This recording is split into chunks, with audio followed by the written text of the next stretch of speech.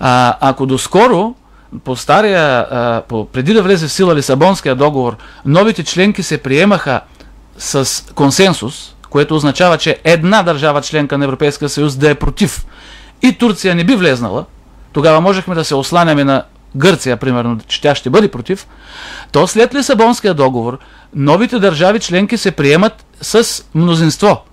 При просто изчисление от 27 държави членки, 9 трябва да са против. Цели 9, за да може Турция да не влезе в Европейския съюз. И другото, вече европейските държави започнаха да изказват мнения по този въпрос. Тъй като някои хора твърдяха, че едва ли не няма европейска държава, която още да се е определила. В смисъл като гласуване на техните парламенти. Да, като гласуване на парламентите няма, но как да наречем изказванията на Никола Саркози, на френския президент? Как да наречем изказванията на Меркел, канцлера на Германия, че са против членството на Турция? Това като мнение на Германия ли да го смятаме или като тяхно лично мнение? Аз смятам, че Саркози и Меркел не биха се позволили, тъй като са политици от висок ранг, да изразяват личното си мнение. Още повече, че Англия пък застана за Турция в Европейския съюз. Испания подкрепи Турция за Европейския съюз. Полша подкрепи Турция за Европейския съюз. Нещо много срамно, между другото, за Полша, тъй като техните крале водеха кръстоносни походи, за да изгонят турците от Европа. Но явно сегашният политически елит в Полша не смята така. Така че сблъскахме се с огромни трудности по време на тая подписка. Трудности свързани с заблуждения и с целенасочени манипулации. Дори срещахме и вулгарно отношение от страна на някои активисти на ДПС, които минаваха край подписката и се опитваха да извършват някои провокации. Същевременно сме благодарни безкрайно много на тези активни български граждани, които се подписаха. И още една трудност, която не очаквахме, тая трудност с нежеланието на хората да напишат своето ЕГН. Аз многократно съм повтарял в публичните ни изяви, че изискването за трите имена, единен граждански номер и постоянен адрес и подпис не е изискване на ВМРО, а е изискване на закона. Закона за допитване за участие на гражданите в държавната власт и местното самоуправление. За по-кратко му викаме закон за референдумите, но истинското му заглавие е това по-продължителното, което казах. Според този закон в бланката, която е еднаква в цялата България, бланката, на която провеждаме подписката, според този закон тези са данните, които трябва да присъстват. Тези са данните, които трябва да присъстват. Затова ние не сме си го измислили да присъства изискването за ЕГН. И бих казал, че мнозина хора твърдяха, че не биха си дали ЕГН-то, но и били против, имали гражданска позиция. Аз твърдя, че когато с лекота си даваш ЕГН-то, като си купуваш GSM, но не искаш да го дадеш за подписка, за мен това е по-скоро проява на несигурност, да не кажа по-тежка дума, отколкото на активна гражданска позиция. Каква е по-нататък процедурата според закона, господин Вангелов? Има ли някакви срокове, които трябва да бъдат спазени? Има срокове. Аз исках да спомена няколко думи за турския външен министър Давутоглу, но по-нататък, ако не остане време или пък сега, искам да кажа за Ахмед Давутоглу. Ще ми извините, че не започвам да ви отговарям веднага на въпроса, ще отговорят. Има процедура, която трябва да бъде спазена. Ахмед Давутоглу е наричан в Турция ходже, което значи учител. Той е от партията на справедливостта и развитието, която е на премиера Ердоган, изключително образован и ловък турски политик, който е последовател на школата на неоосманистите, на неоосманизма. Тази школа е създадена от покойния Тургут Юзал. И привърженици на тази школа искат да възстановят влиянието на Османската империя в териториите, които тя преди това е заемала.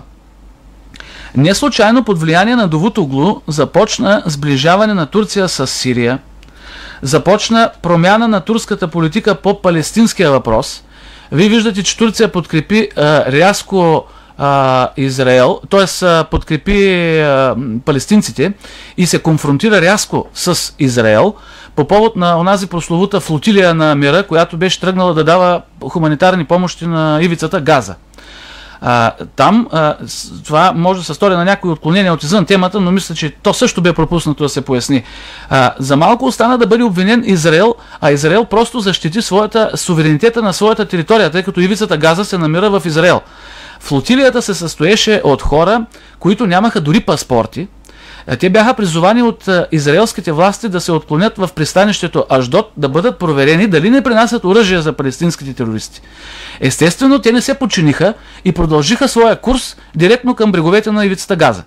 Естествено, реакцията на всяка нормална държава е да предотврати подобно нахлуване в нейното пространство и подобно незачитане на нейния суверенитет.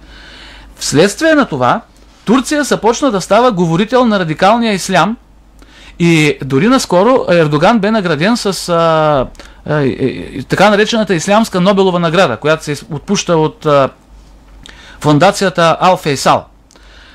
Също нашите граждани не са чели за анализа, който направи Алекс Алексиев, научен сътрудник в Хъдсън институт в Вашингтон, именно по повод на този инцидент с така наречената флотилия. Между другото, сега чуваме, че на нас ще да ни пращат влак на дружбата, който да мине през България, което по много странен начин ми прилича пак на тая флотилия на мира. Така че има едни много опасни трансформации и завои в турската външна политика, които не са приумици на ВМРО, опазил Господ, са реални процеси, които протичат в тази страна. И приключвам с Ахмед Давутоглу само с един цитат. Той наскоро беше в Сараево и там заяви, че отново ще реинтегрират Балканите към Турция, и че времето на Османската империя било златен век за балканските народи. Ако това е златен век за нас, Боже опази, както е казал народа, тъй като 350 години, минимум от 500 години, 350 години в нашите земи е събиран най-античовешкият данък, който може да съществува, така наречения кръвен данък, дев шермето, който не е данък измислен в нашите народни песни, а реален държавен турски данък, който се е събирал най-методично през 3 години. И в студентите по история са изучавали документи от тези времена, при това османски документи, където има издадени заповеди на султаните, където пише, който се противопостави на събирането на данъка, т.е. на вземането на децата, да бъде обесван на портата на вратата му.